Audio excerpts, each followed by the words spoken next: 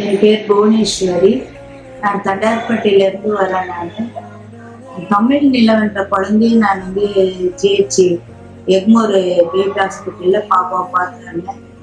பாப்பாவுக்கு ரொம்ப உடம்பு பலவீனமாக இருந்தான். ரொம்ப குட்டியா ஒரு 3 மாசம் குழந்தை மாதிரி இல்லை, பிறந்த குழந்தைமே இருந்தான். அதை நினச்சி நான் ரொம்ப வருத்தப்பட்டேன். நினச்சேன் இந்த குழந்தை ரொம்ப பலவீனமாக இருக்கிறான், சளி நிறைய இருக்குது, அவனுக்கு மூச்சோட ரொம்ப கஷ்டமா இருக்குது, பால் குடிக்க முடியல, அவன் தூக்கம் இல்லாத ரொம்ப சிரமப்பட்டான்.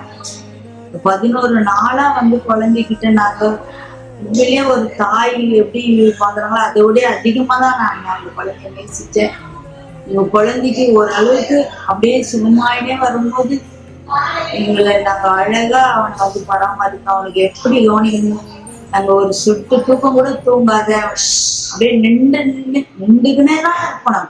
தொடர்ந்து ஒரு 3-4 நாளா நாங்க ராவும் காலம் அவனை நின்றுக்குனே, அவன் பக்கத்துலயே ஆள் இருக்கிறது அவனை உணர்ந்து அப்படியே அமைதியா இருப்பான். தூங்கவே இல்லை. அவன் 4-5 நாள் ரொம்ப கஷ்டப்பட்டான். குழந்தைய நினைச்சு ரொம்ப நாங்க வேதனைப்பட்டு கடவுள்கிட்ட பிரார்த்தனை பண்ணி இந்த குழந்தைக்கு பலன் வேணும்ப்பா, சுகம் வேணும், ஆயுசு கொடுங்க அப்படின்னு கேட்டு ஒவ்வொரு பொருளும் கொடுக்கும் போது, அவனுக்கு பால் கொடுக்கும் போது, அவனுக்கு மருந்து கொடுக்கும் போது, அவனை தடவிக்கினே ஜெபமணினே அப்படியே பாட்டு பாடிக்கினே இருப்பேன்.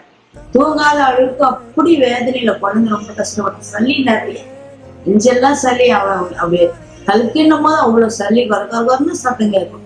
இவ்வளவு வேதனையிலேயே அந்த பிள்ளைய 11 நாளா நாங்க கூட இருந்து பார்த்துக்கின்னு இப்போ கடவுள் பரிபூர்ண சுகத்தை கொடுத்து அவனை திரும்பி நாங்க வெளியே கொண்டு வந்து இந்த இடத்துல அவங்களை பொறுப்பான ஆட்களை அவங்கள்ட்ட நாங்க ஒப்படைச்சோம்.